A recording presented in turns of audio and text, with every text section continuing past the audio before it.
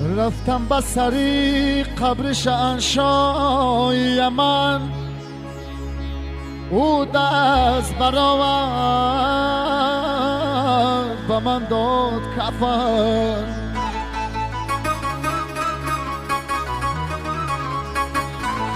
گفت تازه سخاوتم تو عیب مبین، از مال جهان امین رسید از به من.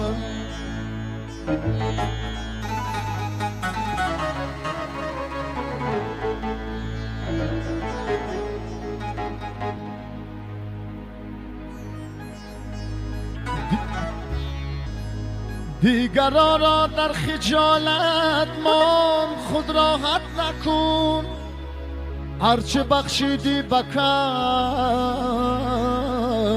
اصلا با او منت نکن.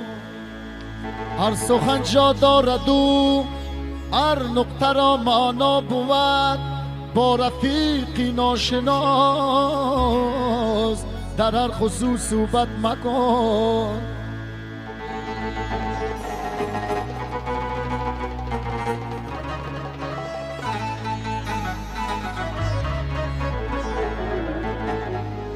میکشن آزار بدنفسان شوند آواره، نفس خود را پس زنو با مفلسی عادت نکن.